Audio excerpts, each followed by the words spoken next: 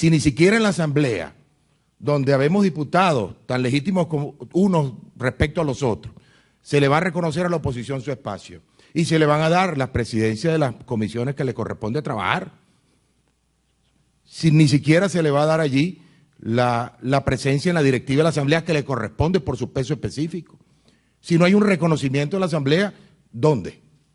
¿Dónde? Ahí estamos todos, ahí están todos los partidos políticos del país integrados. Debe haber un cambio en el reglamento interior y de debates. Ahí no hay debate en la Asamblea. Uno se descorazona cuando va para allá. Yo lo reconozco. Ahí me da pena a veces ir para la Asamblea Nacional. Pues ahí no hay debate.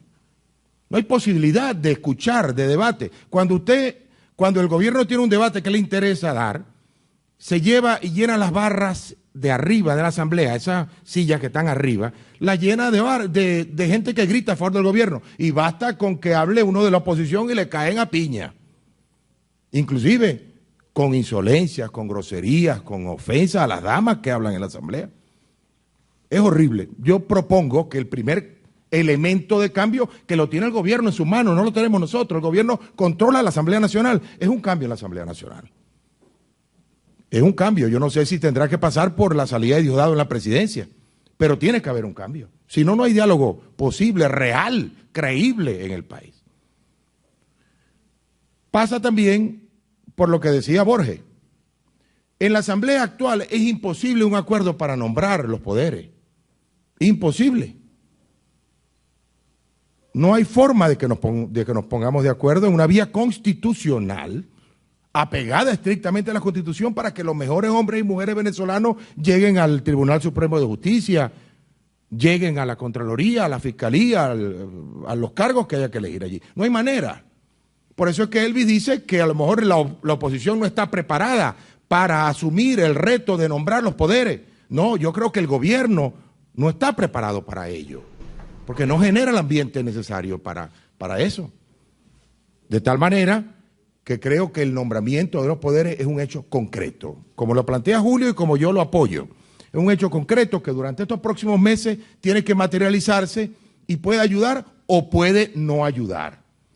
Si el gobierno viene con la fórmula anterior, de que como no hay acuerdo en la Asamblea, lo nombra el TCJ todos los poderes, porque eso es lo que uno prevé como parlamentario y conocedor de lo que ha ocurrido antes, entonces eso va a ser una cómica también, porque entonces va a ser de nuevo unos poderes que se encuentren vinculados directamente políticamente con el Ejecutivo, con lo cual caemos de nuevo en la misma fórmula que nos ha llevado hasta donde estamos hasta ahora, es decir, caemos en el círculo vicioso.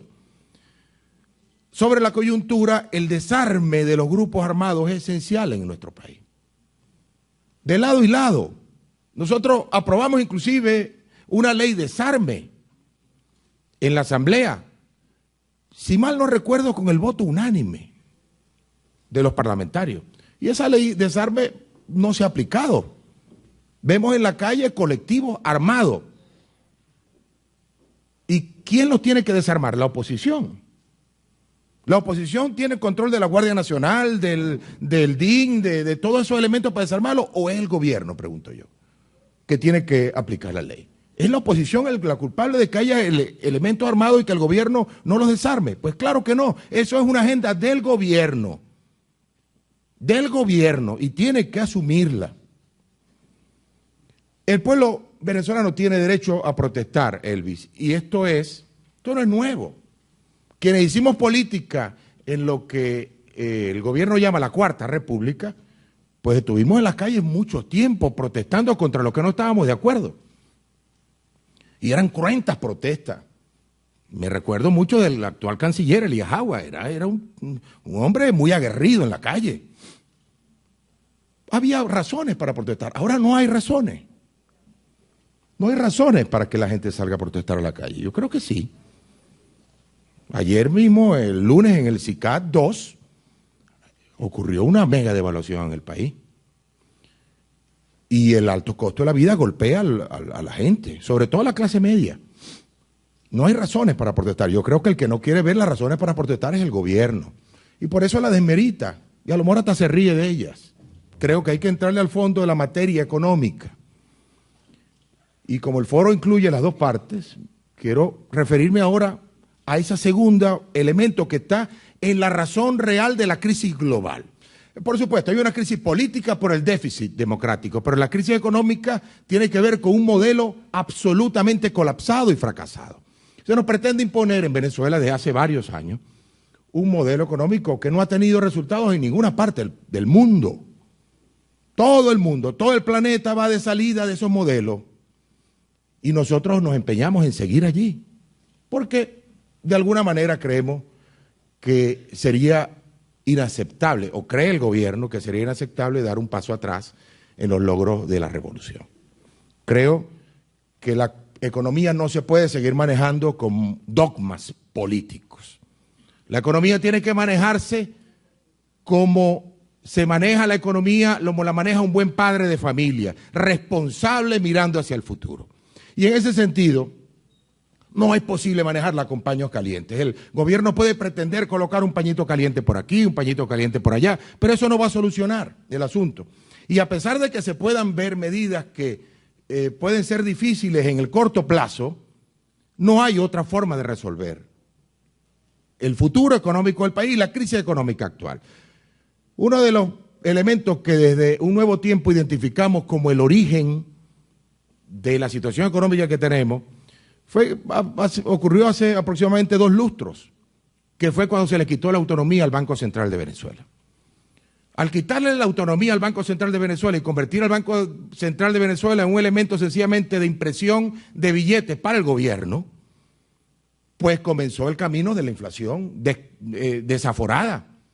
Porque el gobierno todos los años, para tapar sus huecos y para tomar dinero prestado para el funcionamiento, imprime papel. Porque el Banco Central no se puede negar, es una oficina monetaria del gobierno y no es del Estado.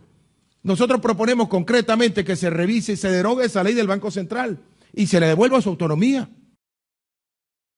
Eso sería un paso importante para generar confianza nacional e internacional de que Venezuela está intentando hacer las cosas distintas. Nunca. Bueno, yo reto a los economistas, yo no soy experto en eso, pero a que me digan que otro país latinoamericano distinto a Venezuela y a Cuba tiene el Banco Central de rodillas al Ejecutivo. Todos han dejado ese esquema, porque ese esquema ha fracasado en todas partes. ¿Por qué lo tenemos acá?